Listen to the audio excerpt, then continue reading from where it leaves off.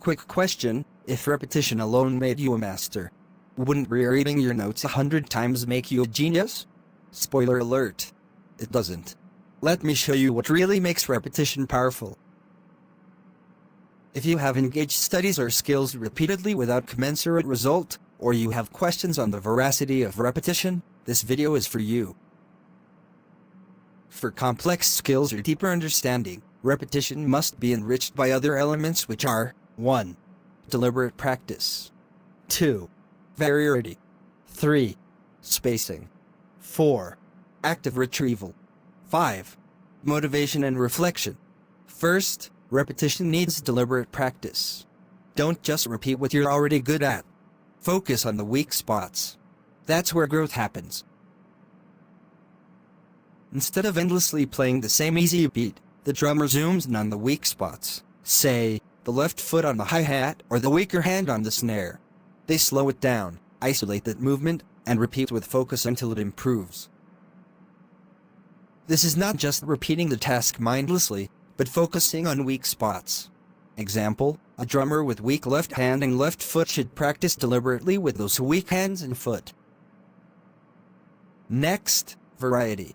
Psychologists call it interleaving. Mix up the contexts. Using the examples of the drummer again, the drummer doesn't just practice that foot or hand in one rhythm. They add it into different beats, jazz, funk, and swap tempos. This forces the brain and muscles to adapt, not just memorize one pattern. Then there's spacing. Instead of cramming, spread practice out. Spaced repetition forces your brain to reconstruct knowledge. And that rebuilding is what makes it stick. For example, instead of grinding for 3 straight hours, the drummer practices in short, spaced sessions. A few minutes in the morning, another round at night. Each break forces the brain and muscles to relearn the movement, which makes it stick deeper. Also, there's active retrieval. The drummer doesn't always look at the music sheet. They close their eyes, or play the beat without the metronome, testing if they can recall it from memory. That act of pulling it out of memory strengthens the skill far more than passive repetition. In attaining mastery, there is a place for mindset and motivation as well. At first, the weak hand feels clumsy, and the weak foot misses beats. Instead of getting frustrated, the drummer reminds themselves, this struggle is normal, it's how growth happens. That mindset keeps them consistent, motivated, and patient enough to reach mastery.